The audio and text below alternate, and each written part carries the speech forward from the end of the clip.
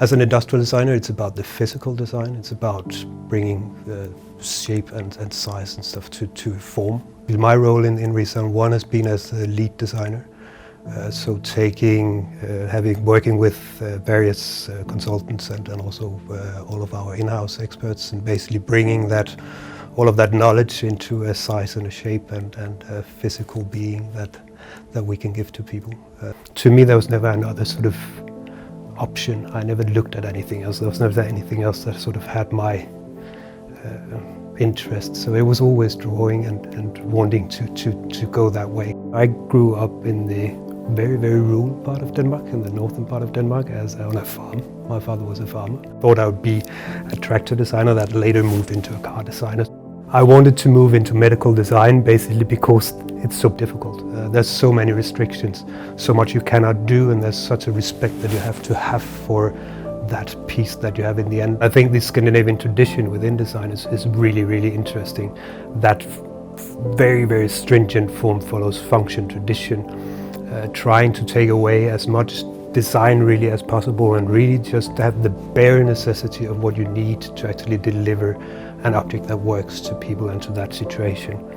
The first step into this device was actually trying to figure out where does this sit in the ear, because it doesn't sit like this. The ears are not like that, and did a lot of studies into the actual position of it and came up with, to me, the magical 34 degrees, which is basically what we've been sticking to the entire way through.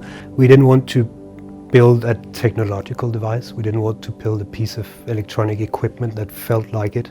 We wanted something that was actually like a bit of a jewelry. ReSound 1 is very simple. If you look at it, it's actually just a rhombic form, so it's quite sort of almost a prism. I think when you look at a hearing aid and when you look at where it is and the fact that you've sort of got a device that's so visible.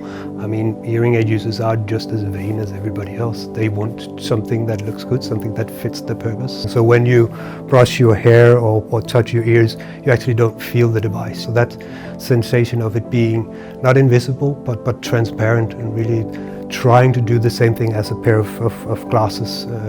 You put it on, you forget they're there. They're very obvious glasses, but still when you converse and when you actually have a conversation, you forget about it. We wanted to do the same. We wanted to basically bring people the opportunity when they went into a conversation, they could sit there and enjoy the conversation, but not thinking about that thing helping them, but really just conversing and taking a natural approach to it. Some of the main challenges in actually doing a hearing aid is the immense amount of components that sits inside of these very, very small, tiny vessels. We've got 2, 3, maybe even 4 antennas in some of these devices, but many of these antennas cannot coexist. They simply cannot live together. So there's a lot of trying to use the battery in there to shield an antenna from another antenna, or all sorts of things that are really trying to sort of, they're working very, very hard against each other, but you try and sort of in the packaging and in the design actually respect that and try and also build a shape that can actually fulfill that. The design behind this is actually sort of a unibody design. It's one volume, so it doesn't have any breaks or anything. It's one volume that carries one color as well. When you grow older, this sort of gray hairs and the steel gray hair that some people get is not very natural, but it's very beautiful. And we wanted to bring that in as well. We have a sparkling silver that actually basically underlines that. Many of the other colors are, you could say, earth tones really, is quite interesting because it sort of fits into the warmth of skin and hair.